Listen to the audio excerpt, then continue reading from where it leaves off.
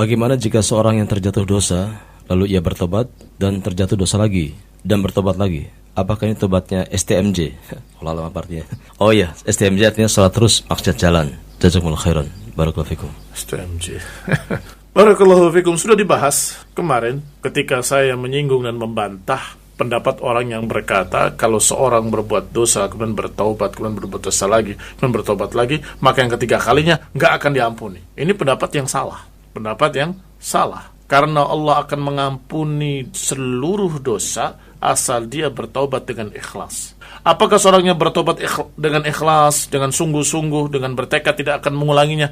Tidak mungkin dia terjatuh lagi di suatu saat beberapa tahun berikutnya. Mungkin saja. Sehingga kalau terjatuh lagi, ya bertobat lagi. Disebutkan dalam beberapa riwayat, diantaranya dalam Sahih Muslim, Rasulullah SAW bahkan menceritakan tentang hadis qudsi dari Allah SWT.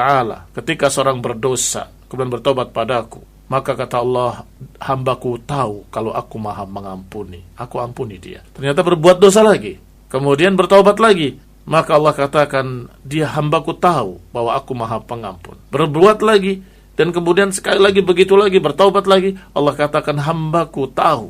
Sampai kemudian yang setelah yang ketiga kali, Allah katakan bahwasanya hambaku tahu bahwa aku maha pengampun, silakan berbuat dosa akan aku ampuni. Ini memang hadis yang seperti ini atau semakna dengan ini tidak bisa dipahami sendirian. Nanti akan menjadi murji'ah, bebas berbuat apa saja, gampang istighfar. Bukan seperti itu. Maknanya kalau dia orang yang beriman kepada Allah, orang yang yakin kepada sifat-sifat Allah dan nama-namanya, dan di antara sifat afuwun ghafur, artinya orang ini memiliki iman, dan orang ini memiliki satu ketakwaan atau satu keimanan dalam hati terhadap Allah SWT, maka dosa-dosanya akan diampuni oleh Allah SWT karena tauhidnya, karena akidahnya. Atau hadis lain yang disebutkan juga, hadis qudsi, Allah menyatakan, ya ibna Adam, lau ataitani, wahai anak Adam, kalau engkau datang kepadaku, bi'ananas sama, kalau engkau datang padaku dengan sepenuh dosa sampai mencapai langit,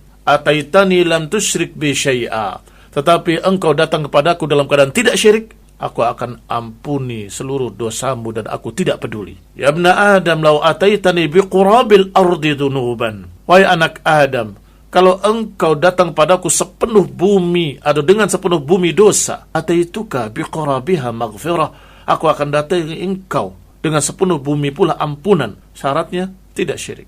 Di lafaz pertama syaratnya tsumma astaghfartani, kemudian engkau meminta ampun padaku. Syaratnya masih dia tetap meminta ampun, tetap meminta ampun. Tetapi kalau sudah berbuat dosa tidak meminta ampun dan menyatakan bebas-bebas aja, jangan takut sama Allah, ini sudah kufur. Ini yang tidak akan diampuni yang seperti ini. Atau seorang yang berbuat dosa dengan bangga menceritakannya pada orang lain, yaitu mujahir, ini juga tidak akan diampuni.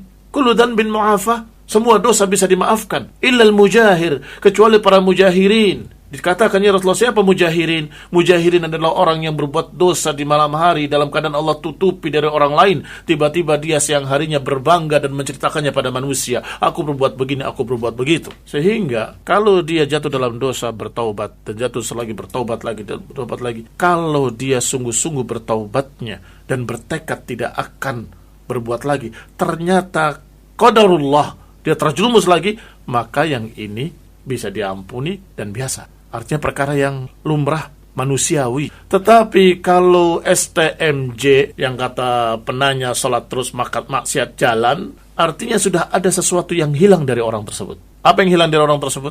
Rasa takut kepada Allah subhanahu wa ta'ala. Rasa takut pada Allah ta'ala itu hukumnya wajib. Barang siapa yang hilang rasa takutnya, maka ini memiliki dosa yang lebih besar dari dosa yang dilakukannya. Karena dosa yang terbesar setelah syirik adalah tidak takut kepada Allah subhanahu wa ta'ala dan tidak berharap pada Allah ta'ala. Asyirku billah, al-ya'su min rahmatillah, wal amnu min makrillah. Ini 3 dosa besar. Pertama kesyirikan, kedua putus asa dari rahmat Allah, berarti tidak berharap. Yang ketiga, al-amnu min makrillah, merasa aman dari azab Allah, yang tidak takut dari azab Allah. Ini dosa-dosa besar. Assalamualaikum warahmatullahi wabarakatuh. Kita mengharapkan kepada Allah ta'ala as-salamah wal afiyah wal hidayah. Allah ta'ala alam.